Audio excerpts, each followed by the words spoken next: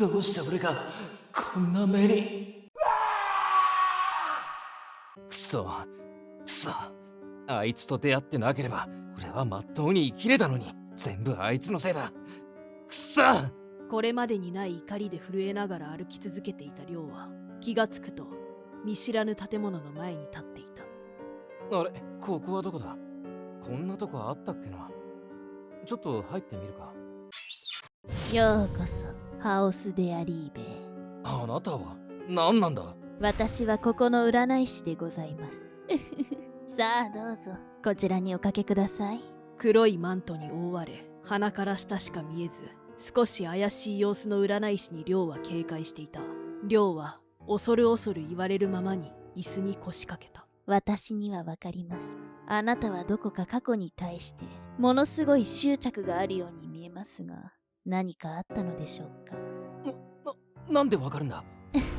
私は何でもわかりますよ。もしよろしければ私があなたのお手伝いをいたしましょうか。ここに来たのも何かの縁です。私にできることであるなら何でもいたしましょう。そうか、それなら実は。こうして占い師に心をつかまれた亮は、過去に起きたことを少しずつ話し始めた。俺は大手企業に勤めるサラリーマンだ。大学卒業から就職してもう13年経つ。35歳になった今でも結婚できるような人には出会わず、仕事一筋の仕事人間として生きてきた。自分で言うのもなんだが、俺はできる男だと思う。だって仕事は成績もトップをキープし、社内では幾度となく表彰されてきたんだから、このままいけば出世街道まっしぐら。そんな日々の中で俺は人生を大きく変えるある人物と出会うことになる。りょうくん、ちょっといいかね？はい、何でしょうか？実は今期の新人なんだが、指導する社員をぜひ君にお願いしたいんだ。僕がですか？何か不都合なことでもあるかい？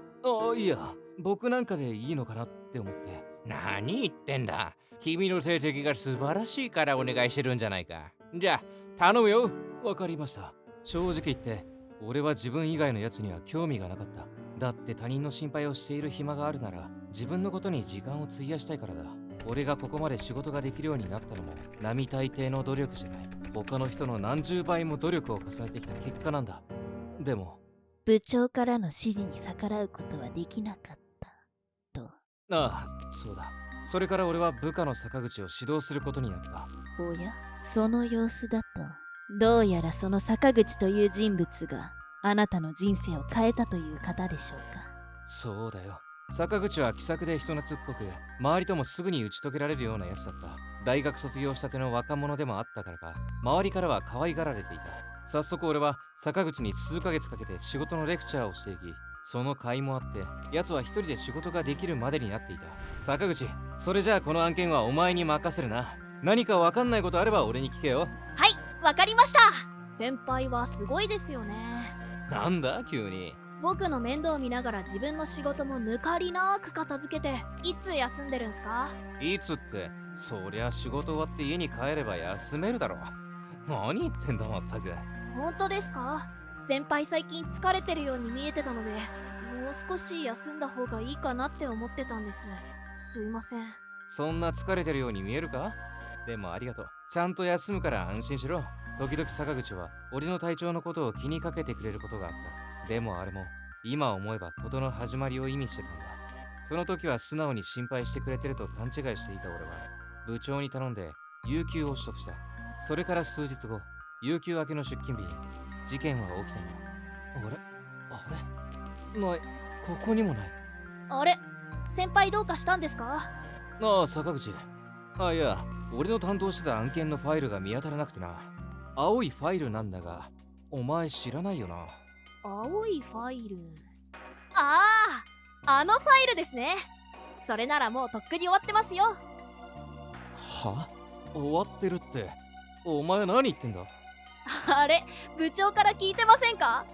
先輩が有給取ってる間に僕が代わりに片付けました。そんなこと誰からも聞いてないぞ。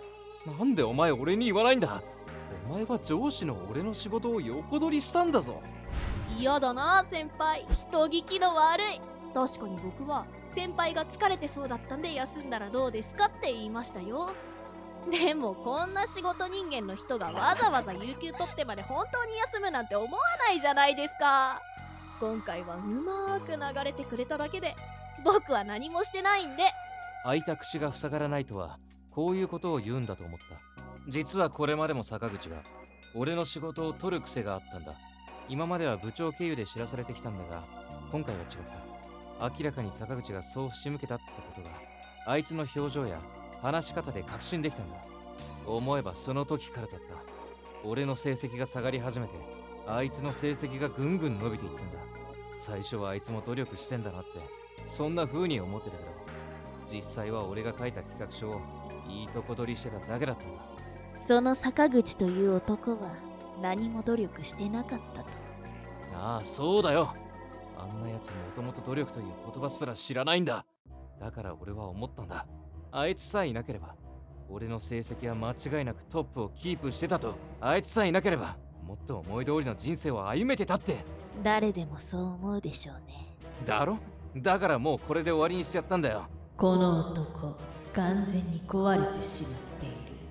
あなたは彼にひどいことをした。そして今も病院で眠っているようですね。ねえ、そうだよ。あんたやっぱり本物なんだな。ええ、何でもわかりますよ。あなたの望みも何もかも。じゃあその後の俺のことを言ってみろ。ええ、いいでしょう。あなたは坂口が病院にいる間、一時的に成績を取り戻したんですね。でもあなたが恋に彼がそうなるよう仕向けたことを、あろうことかたまたまその近くにいた部長に見られてしまった。そのせいで会社にいられなくなったんですね。なあ、こんなはずじゃなかったんだ。もっとうまくやるつもりだったのに、部長があの場にいなければ何もかもうまくいっていたのに。いや、やっぱり坂口にさえ出会わなければ俺の人生は何不自由なく回ってたんだ。あの頃に戻ってやり直したい。やり直して今度は俺の思うままに仕事をするんだ。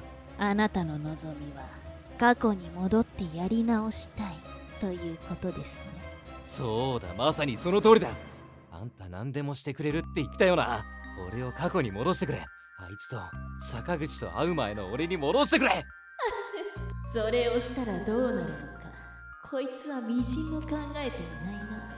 過去に戻ってやり直し、未来を変えてしまうということはそれなりの代償が必要なのだ。だがここまで懇願するのは仕方がない。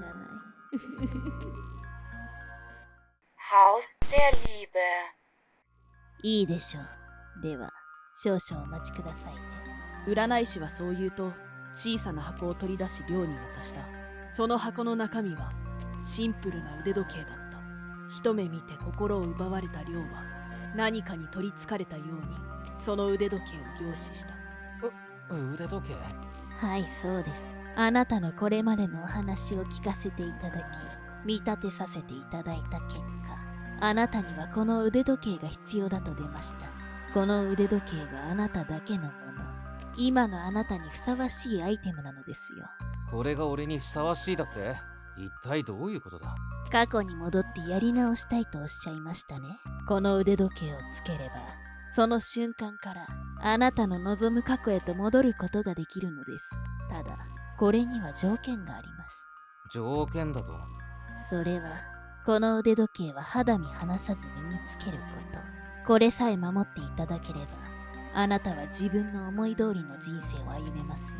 過去に戻って自身の過ちを正すことができればよいのだが、この男の性格では難しいかもしれない。だが、チャンスは与えてやろう。わかった。あんたを信じよう。ありがとうございます。ところでこの腕時計、いくらだ？私からのプレゼントなので、お代は結構です。お代はすでに受け取った。坂口との確執は記憶に残すが、その他すべての記憶と引き換えに、お前の望みを叶えてやろう。そう、お前の人生の記憶、そのものをいただいた。亮は占い師からもらった腕時計をその場でつけた。すると彼は今までいたはずの占いの館ではなく、見覚えのあるオフィスの中にいることに気づく。ついさっきまで感じていた強い怒りは消えていて、晴れ晴れとした気持ちが胸の中に広がっている。亮は自分が過去に戻ってきたことを確信した。そんな彼に後ろから声をかけてくる一人の人物がいる。ああ、りょうくん、ちょっといいかね。はい、何でしょうか。実は今期の新人なんだが、指導する社員をぜひ君にお願いしたいんだ。ね、僕がですか？お？何か不都合なことでもあるかい？ここで了解してしまえば、俺はまた坂口の教育係になってしまう。何とかして断らなければいけないんだが。いや、僕なんかでいいのかなって思って。おい、俺のバカ、そうじゃないだろ。はっきり言わないとダメだ。僕にはできません。他の方に任せてもらえませんかって。じゃないとまた坂口と出会ってしまう。何言ってんだ。君の成績が素晴らしいからお願いしてるんじゃないか。じゃあ頼むよ。わかりました。結局亮は部長の頼みを断ることができず、坂口を教育することとなった。彼は自分の育児のなさにがっかりしたが、それではと違う方針で未来を変えてやろうと考えた。一切坂口には仕事を教えないことにしたのだ。これで坂口は俺の成果を横取りできないと、亮は自分のアイディアに満足した。事実坂口はその1年間で仕事のできない男として社内で孤立するようになった。亮は坂口が得意の愛嬌で取り入ってこようとするのを何度も跳ねのけた。部長が何回か坂口の教育が足りてないのではないかと言いに来たのだが、亮はこれが僕の教育方針なんです。見て学ぶ。それが僕の考える最高の学習法です。と言って取り合わなかった。もちろん実際には坂口に自分のやり方を見せることすらしていなかった。そんなある日のこと、亮は大きな案件をようやく片付けると強い眠気を感じた。ここ数日の寝不足がたたったのだろうと、彼は少しの間デスクで昼寝をすることにした。疲れていた彼は瞬時に深い眠りに落ちた。そこへそろりそろりと近づいてくる者がいる。坂口である。お邪魔しまーす。よし、完璧に眠ってるな。今がチャンスだ。坂口は亮を起こさないように慎重に彼のデスクを眺め回した。先輩を気遣う後輩を装いながら、坂口の目はギラギラとある企みで怪しく光っていた。彼は一通りそうした後、亮の右腕に狙いをつけた。やっぱり先輩が亡くなって困るのはこの時計に違いない。いつも肌身離さずつけてるからな。恨まないでくださいね。これは先輩に対する当然の報いなんですから。この1年間僕がどれだけ苦しかったか先輩はわからないでしょうね。だから大事な時計を隠すくらい構いませんよね。坂口は眠る亮にブランケットをかけてやりながら彼の腕から時計を抜き取った。途端亮は体をビクンと跳ね上げてうめき声を上げる。亮は急に強い頭痛に襲われ意識を失ってしまった。どれくらい眠ったのか目を覚ますと、そこは真っ暗闇の中だった。ここはどこだ？なんも見えない。なんで？ああ、どうやら腕時計を外してしまったようだな。他人に外されるなどもってのほかだ。きっと今頃は坂口は意識を取り戻している頃かね。そう、これは亮が腕時計を失った代償で、病院で眠りから覚めない坂口と亮の立場が入れ替わったというのを意味していたのだった。つまりもともとは亮によって坂口が病院で眠り続ける羽目になっていたわけだが、腕時計の力でやり直した現在では亮自身が坂口と入れ替わり、出口のわからない暗闇の中でさまよい続けることになったのである。ああ、どうして俺がこんな目に。暗くて何も見えない。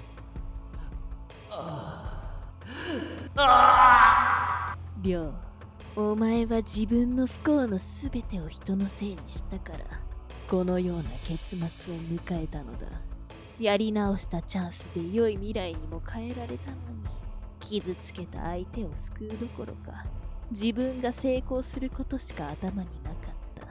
これはお前の罪の代償だ。これからは自分の罪を悔い改め、さまよい続けるといい。終わりのない暗闇の